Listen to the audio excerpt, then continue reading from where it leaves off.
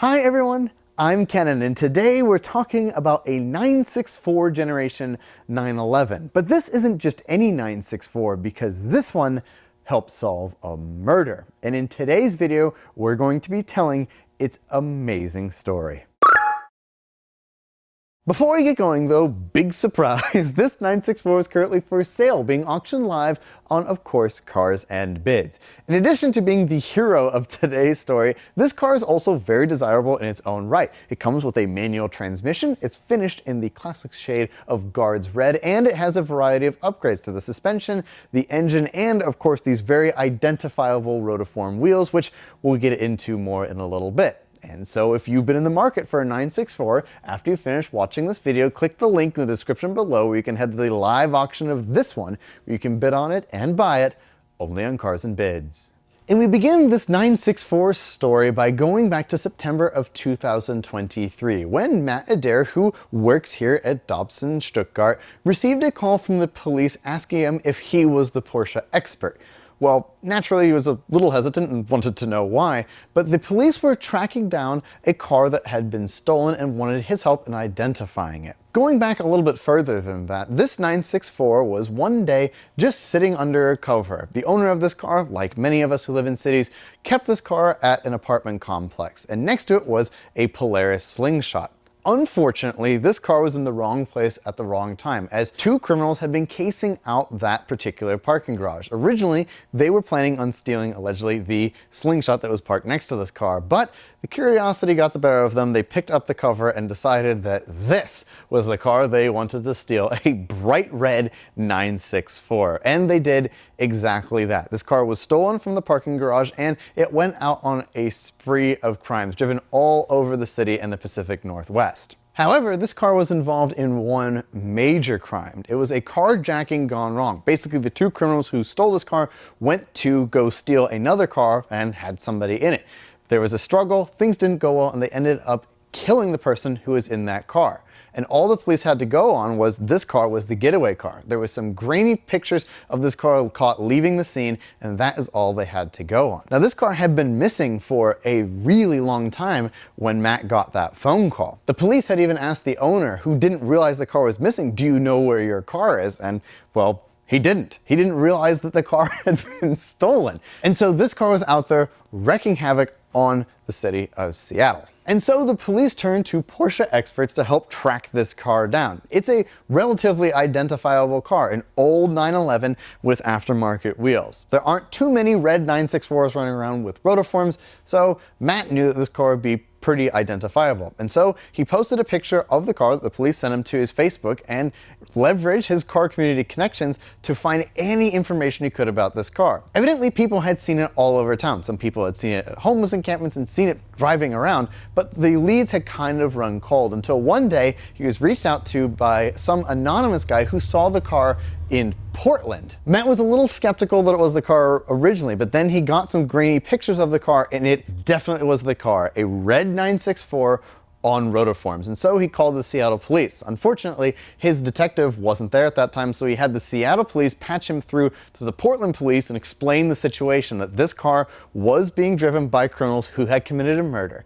Then the Auburn police went to the house and actually arrested the guy. They caught the person who committed the murder because he was driving such an identifiable car. Then the car was transferred back to Seattle and it showed up and it had some pretty significant damage, but nothing too crazy, nothing that couldn't eventually be repaired. After a long time and a lot of work of Matt working on this car, it's now back on the road and here it is. There are many parts of the story that are amazing to me. One is that this car was taken care of. Matt said when the car came back, there were receipts in it for oil changes and receipts for it having been cleaned, which is crazy to me that a criminal would do that, but evidently they really love this car. Kind of reminds me of that Ferrari Dino that was stolen and buried in a swimming pool because the criminals couldn't handle the idea of having to cut it up because it was so pretty. Maybe a similar logic applies, but that's pretty crazy. The other thing is that the car community came together on this one. People were actively looking for this car because they knew what it was, and the Porsche community was on high alert, and they found it. And as a result, the criminal was caught and put in jail for committing murder. Pretty incredible that the car community was able to pull that off. The other thing that amazes me is that this car is often referred to as the murder 911. No murder occurred in this car, to be clear. There's no dead bodies that are in it or anything morbid like that. Really, I think that the phrasing needs to be changed for this particular car and that it was really a hero. Without this car, and had it not been so identifiable, the criminal wouldn't likely have been caught and could still be out there perpetrating crimes. But this car was a key piece of the puzzle in tracking this person down. And it's also important to remember that although the story is pretty cool, somebody did die at the end of the day. That was the whole thing that surrounds this car, is that ultimately another person died. And so you have to take it with a grain of salt. Nonetheless though, I think this car stands as a shining testament to what the car community can do when we put our brains together and we want to track something down. And now I'm joined by Matt Adair, who works here at Dobson Stuttgart, and you have been around this car for a very long time. So I have a couple of questions for you that I want to go over that fit into the story, because you are the reason that the person was caught who perpetrated these crimes to begin with. So the first one I have is that when this car returned to you after everything had gone down, what sort of shape was it in, and what did you guys ultimately do to it here to bring it back up to the shape that it's in today? It was remarkable how good this car came to us. I had every expectation of it needing everything, and we actually found oil change receipts from the thief. That's crazy. Murder Who does car that? thief who maintains a car to its maintenance schedule is fairly unheard of, I would imagine. But yeah, the car was actually shockingly good. We did a few things here and there, obviously just a full Go over stem and to check stern everything, check, and realistically the car. It's remarkable the condition that it's in, and that, like, especially after going through that, because when you hear a car is stolen, you're like, oh no, this is just going to be a write-off, it's going to be completely destroyed. But for it to survive and come back and be on the road today, that's pretty remarkable. I had every expectation of this car being completely destroyed, and when I finally saw it with my own eyes, the thing was really, really good. We put fresh rubber on it. We put a new steering wheel on it. The previous one was a prototypo, I think, had been taken. But realistically, a detail, oil service, full stem to stern, you see it here today. Here it is. Yeah, it's wild. So, another thing that we had talked about a couple of times, but I wanted to touch on is, the story of this car is pretty amazing, and it's something to be proud of that, that somebody who committed a crime was caught because of the car community. But at the end of the day, somebody died, and that was the reason that the car community had to come together to find the criminal to begin with. Yeah, it's kind of a double-edged sword, catch-22, whatever. It's an amazing story, but at the end of the day, you have to remember that somebody did lose their life, and that's obviously a complete tragedy, and his family must have gone through some horrific times. But the silver lining is that because of the car community coming together, that person who committed that horrible crime got caught and is now in prison. So glass half full, focus on the good things while also remembering that somebody did in fact lose their life. Right, exactly. Not in the car. I've made it very clear. It was not in the car. There's no morbid dead bodies in the car or anything like that. Just a getaway vehicle. Just a getaway vehicle. It's like something out of a 1980s movie. It's like, it was a very, very surreal phone call to get on a random Wednesday from the Auburn, Washington Police Department asking if I was the Porsche expert, and grudgingly saying yes, and then 12 hours later, power of the car community came together and here it is. And so the other questions I have for you is, like, the 964 in general is a great platform, but outside of the story that surrounds this one, why is this one special to you? So, I mean, as you said, besides the story, this car has been extremely tastefully and thoughtfully modified to, in my mind, make this the perfect 964. Between the coilovers, which have been damped nicely so that it rides beautifully, wheels, the interior mods, very subtle, tasteful things, the 993 mirrors, the brake ducts in the front bumper. This is the ultimate expression of what a 964 would have been had it been built today. Got you. Well, I think, yeah, the modern upgrades to this car, just with the technology we have now, and a little bit behind that, seem to make improvements on what already was a very good car out of the box. Yeah, it drives so beautifully. Motor's got a little bit of hopped upness from Pfaff in Toronto, who did a windows out full respray. This is a show car.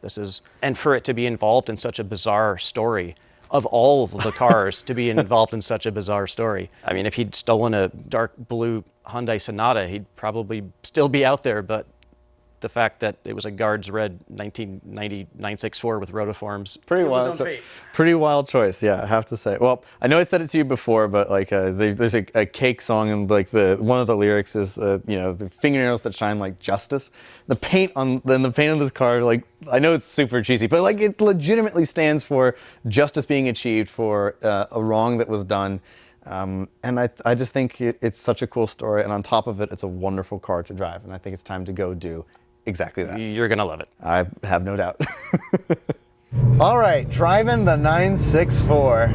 The thing I have to say right away is like it's such a wonderful balance of new and old. The 964 is the only 911 I haven't driven. I've driven every other generation of 911, but never a 964, and I'm really grateful to get the chance to drive this one. I've always gravitated toward the 964 because it's such a nice blend of analog and more modern technology as Porsche started to advance these cars substantially. And I've always loved the look too. I think the 964 is just so well proportioned, and for the longest time, it really wasn't loved. These cars languished in the classifieds for a really long time, and so I'm grateful to get to drive this one. But the thing about this car, of course, that's most compelling is its story. The fact that this car was so identifiable that it helped solve a crime is amazing. You know, there are a lot of Porsches out there, but a red 964 really stands out, especially this day and age. So, and in this particular case, thank goodness that it did, because otherwise that person could still be out there. But even puttering around in this car, it's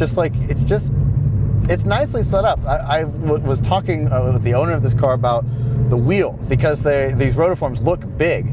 But with the suspension on this car, the ride quality is really compliant. It's pretty comfortable. You could drive this thing every day. These cars are meant to have miles put on. This one has quite a few miles on it, but they're meant to be used, and like this car is still set up to be driven that way. And then this engine is lovely.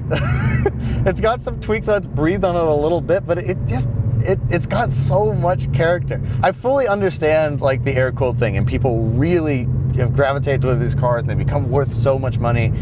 And I completely understand why. It just delivers the Porsche experience so differently than the modern ones do. The modern ones are, of course, very fast, very reliable. We can beat them all day long on a racetrack, and they will, sit up and ask for more. But there is just something about this car. The way the doors close, the way the gauges are laid out, the smell, like the feel of the controls is really special. And I almost kind of find it kind of funny that even criminals gravitate toward this car because it's so special. But the other thing that I could tell right away, even though I can't really get on it, we're on public roads today in a park, and it's also not my car. But the thing, like, you can feel the lightness of the car. Like, it's so light, and that's one of the big things about modern cars that, despite rear wheel steering and things like that, you can't hide it. Like this car just feels so light and direct. The steering has such lovely inputs. It's just a wonderful car. It's a great experience. There are cars that are much faster than this one, but air-cooled cars just offer a special experience. The sizing is so right because you can just enjoy the car in your own lane. You don't need to feel like you have to cross double yellows or anything in this car. Oh, look at this. It's just so easy. I don't even have to be on it. It's just enjoyable. It's just exciting. And it also, again, proves that outright power and speed and all that, a lot of it is just puffery. Do you really actually need more than this? Oh man, I don't know about that. I don't think you really do. This is so much fun. I love this little car. Oh, this is such a pleasure. It just makes access to the performance easy. The difference is with this one is because it's so analog, you feel like you're really doing the work. And like, even if you're not working hard at certain things, you're just involved with the experience. And that's what loving cars is all about. Like that's the best part of cars like this. It's just being in the center of the experience, and it is so wonderful in this car that I'm so grateful that I got a chance to drive it. A true hero car in that it helps solve a murder, but also a true hero car that it's wonderful to drive. Ah, lovely.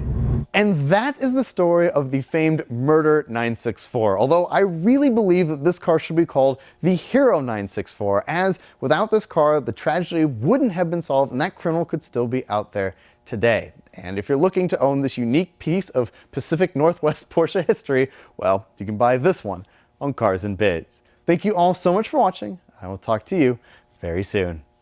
Goodbye.